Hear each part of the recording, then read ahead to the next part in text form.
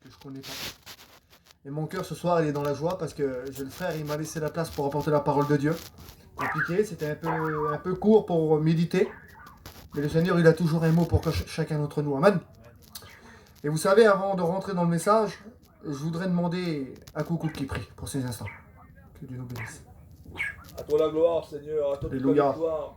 Seigneur, le moment est venu d'écouter ta parole, Seigneur. Tu quittes venir Abraham pour chacun d'entre nous, pour la jeunesse qui est là, Seigneur, pour tous ceux qui vont écouter ta parole. Merci Jésus. Alléluia. Amen. Voilà, ce soir, je voudrais vous parler de quelque chose. Je voudrais parler de quelque chose que le Seigneur a mis sous mon cœur. Je voudrais vous parler du psaume 139 ce soir. La Bible nous dit ceci. Dans le psaume 139, Éternel, tu sondes mon cœur. Tu me sondes, tu me connais. Tu sais quand je m'assieds et quand je me lève. Et tu pénètres de loin mes pensées. Quelle beauté, Seigneur. Et il y a quelque temps en arrière, il y a un homme qui m'a dit quelque chose en parlant de ce psaume. Il disait ceci. Et cet homme, tout en me parlant, les paroles, elles me rentraient dans mon cœur. Et cet homme m'a parlé, et puis il me parlait, cet homme, du trompe-l'œil. Il me parlait des choses cachées. Il me parlait de voir, de la vision. Il nous parlait de miroir, cet homme. Il nous parlait un peu des choses qui étaient cachées réellement. Et vous savez, lorsqu'on cache quelque chose dans nos cœurs, la Bible nous dit au psaume 139 que Dieu connaît tout. Dieu voit tout. La Bible nous dit qu'il sonde le cœur et les reins. Et lorsque Dieu connaît tout, c'est que tout est mis à nu, à découvert devant sa face. Quelle beauté, Seigneur. En résumé, on ne peut rien cacher. Et cet homme, il avait dit ça aussi. Il a dit qu'il faut être capable. Lorsqu'on cache quelque chose dans notre cœur, il faut être capable de le cacher sans le montrer à personne. Parce que lorsqu'on cache quelque chose, il se passe quelque chose des fois. Des fois, on ne parle pas autour de nous. Des fois, on ne dit rien du tout. Des fois, on ne veut pas en parler à nos copains, à nos copines, à nos amis, à nos parents. Des fois, on tombe dans les larmes. Et lorsqu'on tombe dans les larmes, ça devient dangereux. Et puis ce soir, je voudrais aussi vous parler de l'invisible, des choses cachées. Le psaume 139, il est formel. Dieu connaît tout, Dieu voit tout. Et ce soir, je ne sais pas comment tu es rentré ce soir. Si tu es rentré avec une tristesse, si tu es rentré avec une joie, avec une paix, ou avec une crainte, ou tout simplement avec un cœur caché dans l'invisible. Si c'est le cas, ce soir, la Bible nous dit quelque chose. Que l'Éternel est près de celui qui ont le cœur brisé. Oui, quelle beauté, Seigneur. L'Éternel est près de ceux qui ont le cœur brisé. Et la Bible nous dit qu'il est le réparateur des brèches. Et que c'est simple, lorsque notre cœur est brisé, lorsqu'on est dans les larmes, dans la tristesse, je vais revenir à ce que j'ai dit tout à l'heure, on n'en parle à personne.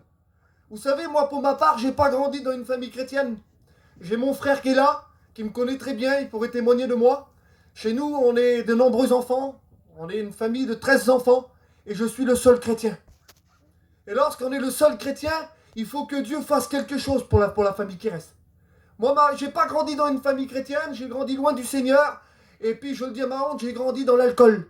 J'ai grandi dans la cigarette. J'ai grandi dans l'ignorance. Mais tout simplement, je savais que loin de moi, dans le ciel, il y avait un Dieu qui me regardait. Et lorsqu'on sait qu'il y a un Dieu qui nous regarde, alors des fois, Seigneur, on dit, des fois, et puis moi j'avais ça sur mon cœur, et je disais toujours, Seigneur, qu'est-ce qu'il y a après la mort?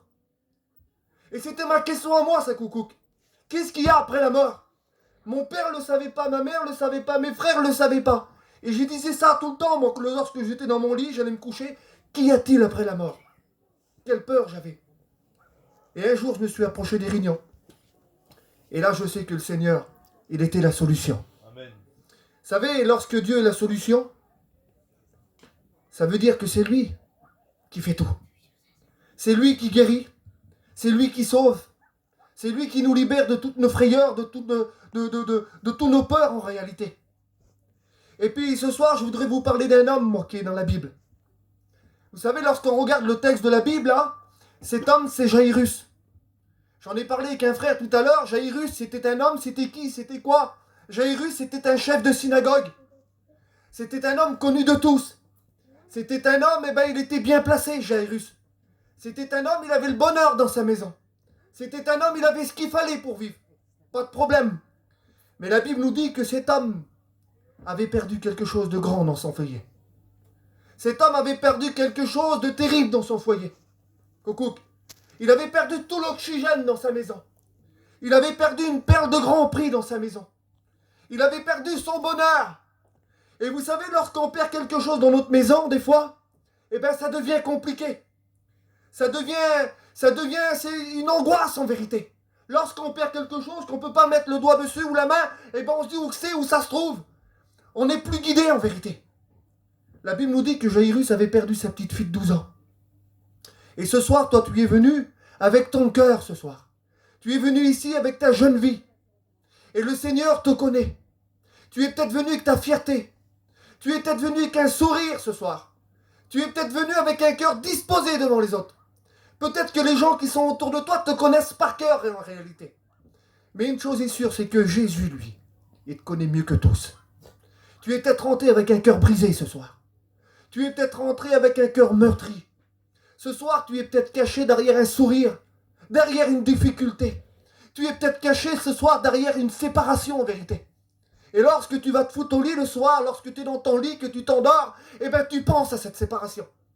Et lorsque tu penses à cette séparation, eh bien ton cœur tombe dans les larmes. Eh bien tu ne sais plus comment faire. Et le diable, il vient lui, puis il vient nourrir les pensées. Et lorsque le diable vient nourrir nos pensées, c'est pour nous faire du mal. C'est pas pour nous faire du bien. Voyons-toi. Lui, il a juré notre perte, lui. La Bible nous dit qu'il rôde autour de nous comme un lion rugissant. Mais le Seigneur, il vient, lui. Il nous délivre de toutes nos peurs, de toutes nos frayeurs. Et vous savez, lorsqu'on est caché derrière un cœur invisible, il peut se passer de grandes choses. Il peut se passer des choses terribles. Le diable, il vient, lui, puis il rentre dans nos cœurs. Lui, il vient, il est culotté, lui. Il frappe pas, lui. Lui, il est culotté, il vient, il rentre dans nos cœurs. Il nous fait croire des choses. Il nous fait tomber dans le tourment. Et puis des fois, il fait quelque chose, lui. Et il dit, des fois, tu vas faire des choses. Tu veux être tranquille, tu vas faire quelque chose. Tu vas te suicider. Et moi, je connais un frère, il n'y a pas tellement longtemps, un garçon de 17-18 ans. J'étais à Dieppe. J'avais fait une réunion de jeunes comme celle-ci. Les frères m'avaient invité. Et le frère Abraham, il avait prêché. Et le frère, en sortant de la réunion, il m'a dit, Abraham, il y avait Abraham le Rhum qui prêchait, et puis l'autre frère qui dirigeait. Il dit, Abraham, il dit, le diable, il voulait me faire tomber dans le suicide. Il dit, lorsque je me couchais le soir, j'étais déchiré, j'étais en miettes. Il dit, j'en parlais à personne. Et lorsque je me levais, lorsque je me foutais un coup de gant de toilette sur ma figure, que je me peignais, lorsque je me regardais dans le vide, dans le miroir, j'étais heureux. Mais mon cœur était en miettes. Il dit, mes copains croyaient que j'étais bien. Mais en réalité, j'étais en miettes. J'étais meurtri dans mon cœur. Jusqu'à un jour, il a fallu que je fasse quelque chose. Vous savez ce qu'il a fait, Jairus? La Bible nous dit qu'il s'est jeté aux pieds de Jésus, en suppliant Jésus de rentrer dans sa maison. Et peut-être que ce soir, tu as besoin que Jésus rentre dans ton foyer. Tu as peut-être besoin ce soir de te jeter aux pieds de Jésus. Tu as peut-être besoin ce soir de dire, Seigneur, tu vois ma difficulté. Tu vois mes peurs. Tu vois mes craintes. Tu vois, Seigneur, comment le diable, il essaye de me faire du mal. Mais ce soir, Seigneur, moi, dans ma jeune vie, dans mon jeune cœur, personne ne connaît ma difficulté. Mais ce soir, Seigneur, je veux me jeter à tes pieds. Seigneur, je veux mettre mes difficultés à tes pieds ce soir. Je veux que, Seigneur, que tu fasses comme Jairus, que tu rentres dans mon foyer, dans mon cœur, et afin que tu viennes y résider, Seigneur, afin que tu viennes mettre la vie. Vous savez, lorsque Jairus a laissé rentrer dans la maison, dans sa maison, Jésus, il a fait quelque chose, Jairus. Jésus est rentré. Il y a Pierre qui est rentré. Il y a Jean qui est rentré. Il y a Jacques qui est rentré. Et vous savez, lorsque Jésus est rentré dans la maison de Jairus, Jésus n'est pas rentré tout seul. Il est rentré avec l'amour. Il est rentré avec l'autorité. Et ce soir, le Seigneur, il vient chez toi dans ton cœur avec l'amour. Et ce soir, le Seigneur, il frappe à la porte de ton cœur. La Bible nous dit qu'il se laisse trouver par celui qui le cherche. Et ce soir, tu es venu à la réunion ce soir. Tu es venu chercher Jésus. Ce soir, tu es venu entendre la parole de Dieu. Et c'est pas un hasard, parce que le hasard n'existe pas. Pas du tout. Le hasard n'existe pas, c'est le rendez-vous de Jésus ce soir. Le Seigneur connaît ta vie.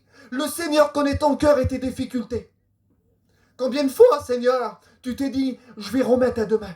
Je vais remettre à demain, et je vais remettre à demain, et on verra un autre jour. Mais la Bible nous dit de racheter le temps, et de ne pas remettre à demain ce que tu peux faire aujourd'hui. Et lorsque la Bible est ouverte, C'est pas un homme qui parle, c'est Jésus. La Bible nous dit que sa parole est efficace. Quelle beauté. Lorsque la parole de Dieu est annoncée, elle tombe dans les cœurs. Et la Bible nous dit qu'elle ne revient pas à lui sans avoir fait effet dans les cœurs. Et ce soir, je le sais dans mon cœur que la parole de Dieu a rentré dans les entrailles de ton cœur. Lorsque la main de Dieu rentre dans un cœur, que ce soit une jeune fille, que ce soit un homme, que ce soit un homme âgé, peu importe, il n'y a pas d'âge pour rencontrer Jésus. Peu importe. Vous savez, la jeunesse aujourd'hui, le monde, c'est un accès direct pour la jeunesse. C'est une porte grande ouverte pour la jeunesse. Vous savez, moi, dans mon époque, il n'y avait pas de portable. On n'avait pas la cigarette comme aujourd'hui. On n'avait pas tout ce qu'il y a aujourd'hui. Mais le diable aujourd'hui, il vient avec des vérités. Il vient avec des choses qui frappent les yeux. Il vient avec des choses qui viennent faire perdre la jeunesse. Et lorsque la jeunesse est accablée, est tenue à ces choses, le diable, il vient les attirer vers lui. Mais la Bible nous dit que Jésus nous attire à lui avec des cordages d'amour. Est-ce que vous croyez ce soir que Jésus peut vous attirer avec des cordages d'amour? Vous le croyez? Si vous croyez que Jésus peut vous attirer avec des cordages d'amour, alors c'est que la parole de Dieu, elle est vivante. C'est que la parole de Dieu est efficace. Et vous savez, la parole de Dieu ne parle pas qu'à